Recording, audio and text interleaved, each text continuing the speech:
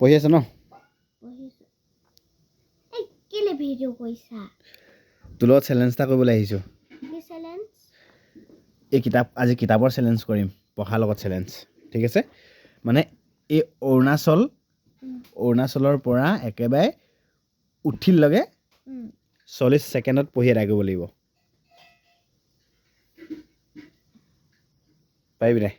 ভাবি ল পাৰিম নিচিনা লাগে চাওঁ কৰি চাওঁ নে কি কৰি চাওঁ আৰু শব্দ এটা ভুল হ'ব নালাগিব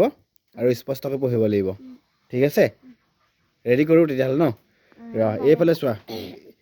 এইফালে মই টাইমটো উলিয়াই দিছোঁ মোবাইলটো ঠিক আছে ইয়াত টাইম দিম আৰু তাত পঢ়িব লাগিব ঠিক আছে টাইমটো এনেকৈ দিম ঠিক আছে ৰেডি 1 2 3 ষ্টাৰ্ট গো বুলি ক'ম তেতিয়া তুমি কৰিবা হা 1 2 3 ষ্টাৰ্ট গো অৰুণাচল প্ৰদেশ কামলাং নামেৰে এখন নৈ আছে কনচা নামৰ ডেকা এজন পায় তাইলৈ মাছ মাৰিবলৈ যায় কনচা ঘাট মাৰোঁ তেওঁ উৰে দিনটো পথাৰত কাম কৰিলেহে দুবেলা দুমুঠি খাবলৈ পায় নহ'লে তেওঁ পেটৰ কাটি টেকেলি কাটে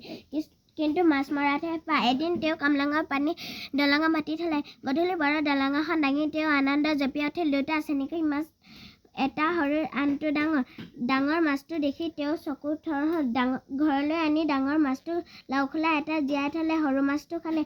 পাছদিনা গধূলি কামৰ পৰা উভতি আহি কনচা ঘৰটোত কাপোৰেৰে ভৰি থকা দেখিলে একদম কাপোৰ কোনে আনি থলে বাৰু কাপোৰ দামটো বিস্ময়ত তেওঁ চকুৰ কপাল উঠিল ষ্টপ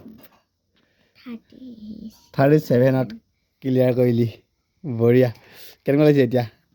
এতিয়া গিফ্টটো লাগিব নাই লাগিব দেখিছে আপোনালোকে 37 ছেকেণ্ডত শেষ কৰিলে পঢ়ি আৰু খুব ধুনীয়াকৈ পঢ়িছে ভুল নাই হোৱা বাৰু মই চাই গৈ আছোঁ আৰু বঢ়িয়া ন আকৌ আমি এইটো পাৰিলা নহয় আমি এইটো আকৌ কি কৰিম গম পাইছানে এইটো আমি এইবাৰ 30 ছেকেণ্ডত আমি এদাই কৰিবলৈ চাম নেক্সট ভিডিঅ'টোত যদি কমেণ্ট আহে যদি পঢ়ি দেখুৱাব লাগে বুলি কয় নহয় তেতিয়া আমি 30 ছেকেণ্ডত আমি এইটো এদাই কৰিব চাম ঠিক আছে 30 ছেকেণ্ডত আপোনালোকে জলদি কমেণ্ট কৰক লাগিবনে নালাগে ন নে ঠিক আছে আজিলৈ বাই বাই